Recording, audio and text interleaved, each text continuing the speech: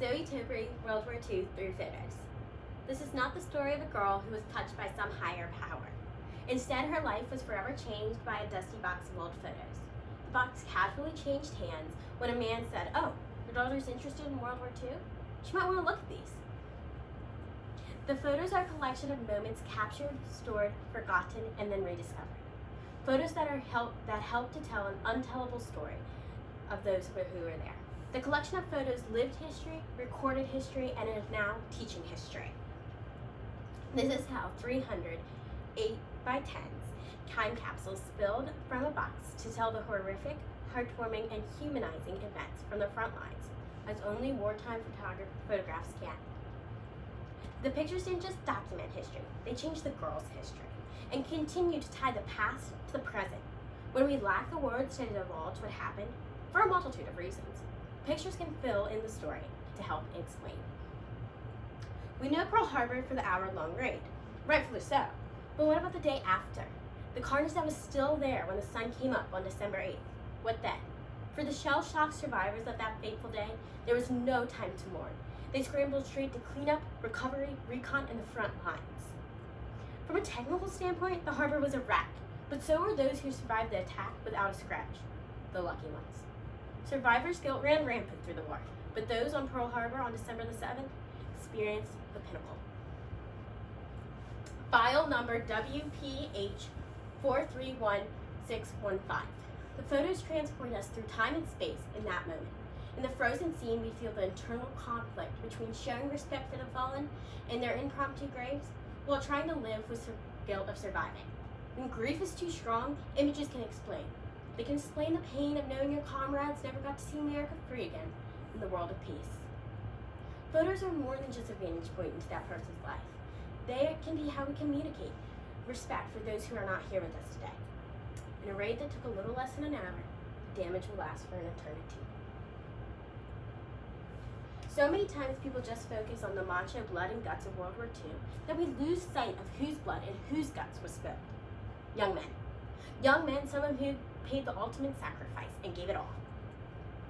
Inua Atoll is a chain of islands in the Pacific, the middle of nowhere, but the grave of many. All Americans like to think that we would give our lives for freedom, but would we really? Would we give it all for a dream? File number 216027. The unknown soldier in this image shows us that many did. Till his final dying breath, he desperately clutches his knife, determined to go out with the fight. This photo tells us that he gave his life so you and I can stand here today.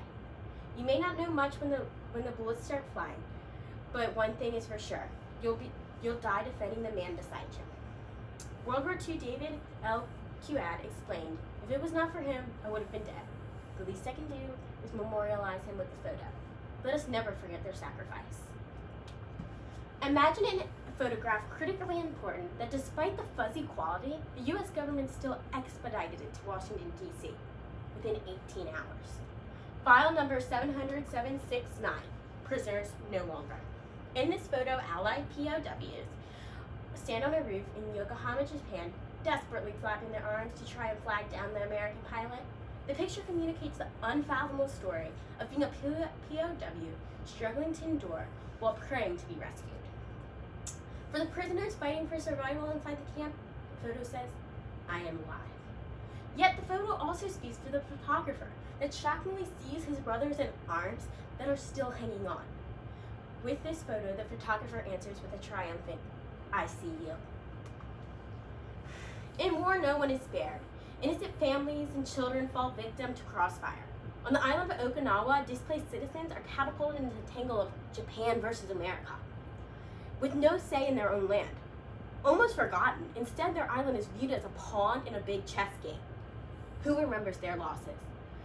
Before donning the uniform, every soldier was part of a family first. File number 08138, Tragedy of War. Pharmacist mate First Class J.W. Wood of 610th Grant Street, Atlanta, Georgia. Pauses amidst the chaos to feed an orphaned Okinawa infant. This helpless children, covered in what one can only assume is sweat, dirt, and a primal instinct of survival, finds an ally in Wood. In the words of photographer David L. Quad, everyone related to that baby. There's a universal connection to infancy, which is pronounced in times of war. Something so pure and innocent, tainted by a war it had nothing to do with. Its naivete ripped away, and instead replaced with hunger and grind. They say babies have a certain scent. I wonder if this one did too, or if the war took that away. Man is not so different from child. The basic necessities still apply, and so does one thing: hope. A silent and forgotten partner in the war, the Filipino civilians and soldiers desperately fought the clutches of Japanese terror.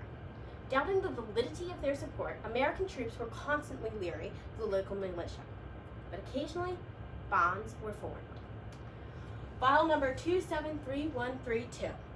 In this image, 3 starving Filipino American Army men are cautiously welcomed onto a U.S. landing craft as they beg for food and supplies to continue to fight the Japanese.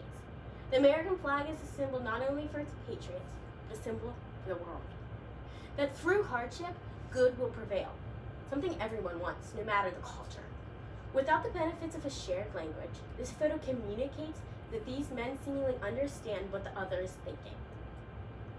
Army Artilleryman John Steinsby echoed this sentiment when he explained, looking at them, they realized they had been hungry, but the Filipinos had been starving. After getting these photos from seemingly a stranger, a connection was formed between the girl and every individual touched by these images. It doesn't matter that they were not blood, something bigger ties them together.